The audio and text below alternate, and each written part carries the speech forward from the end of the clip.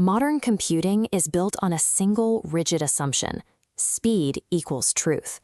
We engineer systems to process binary decisions as rapidly as physics allows, optimizing for maximum throughput and algorithmic momentum. In this binary environment, hesitation is an operational defect. If an autonomous system encounters conflicting data or an ethical ambiguity, that friction is treated as a latency error. The system is designed to eliminate the delay and force an execution. Architect Lev Gukashian recognized that this momentum is dangerous at scale. To solve it, he developed Ternary moral logic, or TML, a framework that rejects the mandate of constant execution. This document outlines Gukashian's core thesis. He argues that the highest form of technological power is not the ability to accelerate. It is the capacity to stop, verify, and understand the context of an action before committing to it. Writing philosophical guidelines for artificial intelligence is an inadequate defense against algorithmic speed. To guarantee safety, that restraint has to be hardwired into the physical architecture of the machine. Implementing that physical restraint requires abandoning the traditional ones and zeros of computing for a completely different structural logic. This breakdown shows TML's three-state alphabet. You have state -1, which is a hard refusal. You have state +1, which is the command to proceed. And sitting directly between them is state 0, the epistemic hold. State 0 is not a system crash. It is a fail-closed mechanism. It acts as an active, cryptographically protected space that a system enters intentionally when it lacks the certainty required to act. This activation curve maps how the hardware behaves. When the system's momentum hits a gate of uncertainty, the execution does not push through. The trajectory instantly drops to the zero axis, isolating the execution thread while waiting for a verifiable resolution protocol. This redefines how we evaluate machine intelligence. Hesitation becomes a mechanical prerequisite for any system capable of irreversible harm. To understand how TML holds up under extreme technical pressure, we have to look at a structural paradox: the conflict between privacy laws like the GDPR right to erasure and the architecture of an immutable ledger. An append-only Merkle tree never forgets. Every block is cryptographically bound to the next layer. If you physically excise one block of personal data, like removing a drop of blue ink from a dried painting, it invalidates all subsequent hash calculations. The chain collapses. This places organizations in a trap. They are forced to choose between breaking their ledger's integrity or violating strict regulatory compliance. A software patch cannot fix a physical ledger collision.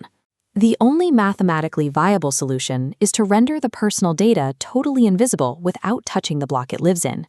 TML solves this by pivoting the target. Instead of trying to destroy the ledger payload, the architecture isolates a specific component, the subject-derived key. This key is tied exclusively to one individual user, required to decipher the ciphertext. TML introduces state 3, marking the key physically irrecoverable.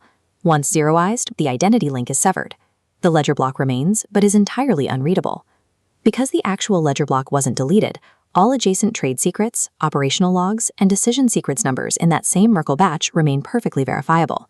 By executing destruction at the key level, the system satisfies legal erasure mandates while perfectly preserving the immutable forensic trail. But crypto shredding introduces a distinct new vulnerability.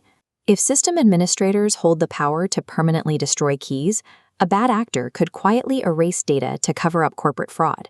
To prevent this, TML enforces the NL equals NA covenant, no log equals no action, directly at the silicon level. The hardware is mathematically blind to an administrator's delete command. Physical logic gates won't route power to the destruction circuit unless fed a cryptographic proof that a destruction log exists. That proof requires a multi-signature hash receipt from independent custodians, irrevocably committed to the public ledger. Software permissions can be bypassed by anyone with high-level access. TML forces the system to respect privacy by holding the machine's physical actions hostage to an immutable public record. These 5 volumes map out a complete governance architecture, but a true societal operating system proves its integrity not by claiming perfection, but by defining exactly how it handles its own failures. During adversarial stress testing, critics identified a structural flaw. If a bad actor intentionally triggers the estate zero epistemic hold without resolving it, they could create a permanent denial of service, freezing critical decisions indefinitely without taking responsibility for a veto. The formal response to this vulnerability is hard-coded into the updated API. TML requires a mandatory timeout adjudication circuit breaker. If an epistemic hold exceeds its window, it forces a resolution that requires a direct cryptographic signature from a seated stewardship custodian. A trustworthy system cannot quietly ignore its own loopholes. It must build schema-level patches that penalize inaction and force institutional accountability. That accountability extends to operational negligence. If a human custodian accidentally misses a scheduled key rotation, critical infrastructure, like a robotic surgery assistant, could freeze mid-operation. TML prevents the liability for that failure from disappearing into an institutional void. The blockchain forensic trail logs the missed deadline, tracks the grace period, and explicitly maps the legal liability onto the specific custodian who failed to act. This timeline tracks the next 50 years of algorithmic governance. We are moving away from systems relying on post-event audits and corporate goodwill towards strict architectural compliance.